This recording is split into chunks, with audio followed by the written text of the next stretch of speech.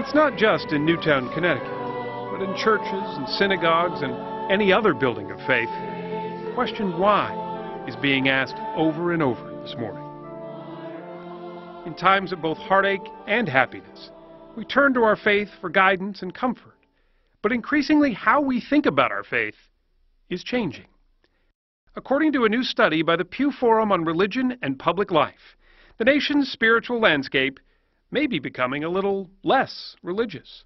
Some 45 million people, that's 1/5 of the U.S. adult population, now say they belong to no church in particular. 6% of them are either atheist or agnostic. There's a yearning to find like-minded people, to be able to have a conversation that's not taboo. How did you end up finding the group? We met Red McCall last month. He's the president of an atheist group in the Buckle of the Bible Belt, Oklahoma City. We're not anti-religious, but we're pro-secular. In just the past 3 years, membership has jumped from just 300 members to well over 1,000. I do think it's getting better. Shelley Reese, a college professor, is one of them. She says the public mood on atheists is changing, even here. There were still people when we were marching in the parade at Halloween yelling out, "You're going to hell," and stuff like that. But there were more people who weren't. And I think that's going to keep going. I think that's the trend.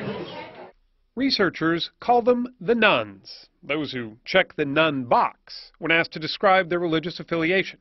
And they've doubled since 1990. We're not necessarily becoming more secular, are we? I mean, maybe a little bit.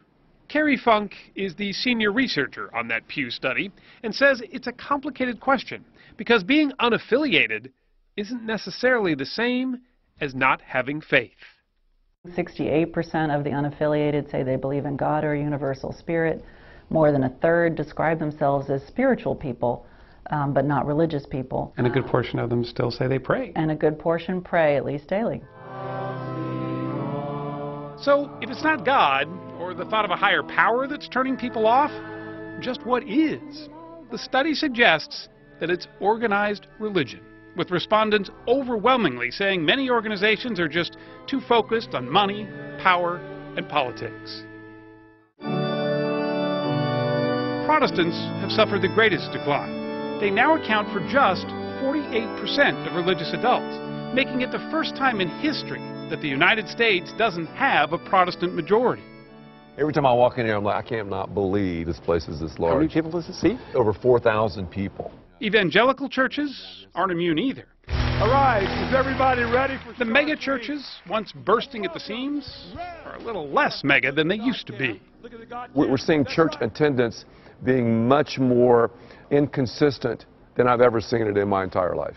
Well, today, Lisa, we embark on a Ed Young is the senior pastor of the Fellowship Church, based in Dallas. The Bible talks a lot about the enjoyment of sex. He's hardly conventional, even preaching a sermon with his wife while sitting on a double bed. It's God. Whenever he does that, he's saying, Amen. It's his attempt not at a gimmick, he says, but to reach those who these days find organized religion at its best irrelevant, and its worst intolerant. I don't think we have been vulnerable enough. I don't think we have been real enough about issues and about life. You have to realize that the church is pretty much one generation away from extinction. Indeed, it's the young.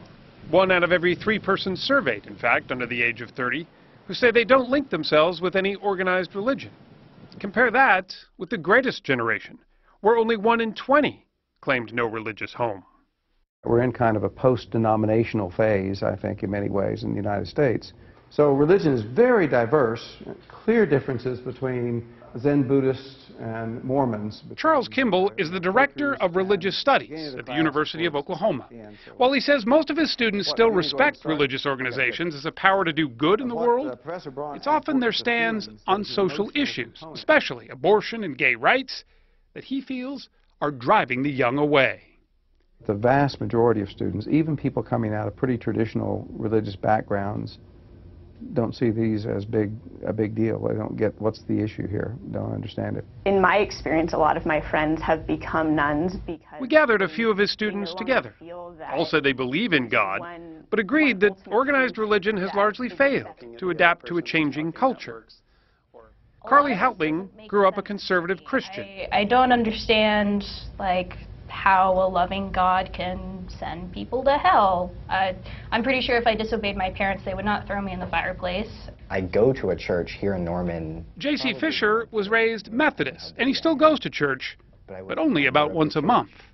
Because there's so much, like, bureaucracy and rules and things that a church has to do that don't necessarily fit with the beliefs or the tenets that they preach. So I've sort of taken Martha Fulton grew up Baptist, went to Catholic schools, and for the moment attends a Methodist church. And so, while I wouldn't say that I'm really strongly affiliated with the church I go to now, I do feel that I get something out of it, and it's sort of like when a person says that they're single and looking rather than just single and not ever hoping to find anything else. There are plenty of alternatives for those looking to worship in a more individual way. One of the most popular holiday services in New York City this time of year is a revival of the ancient solstice rituals at the Cathedral of St. John the Divine. Paul Winner leads that celebration. The journey through the longest night is really intended to be symbolic of the catharsis of coming through the dark night of the soul. And for those in Newtown, Connecticut, no night has ever been darker. Dark times, like so many of our friends in Connecticut are having now. It's very hard to understand how we're going to reconcile that, how we'll come out the other side of it. But somewhere down deep, we hope that we have the optimism that we will overcome. What is hope and optimism to some is faith and answered prayers to others. On this weekend in particular, as the conversation inevitably turns to the unimaginable, our thoughts of peace and human kindness bind us all as one.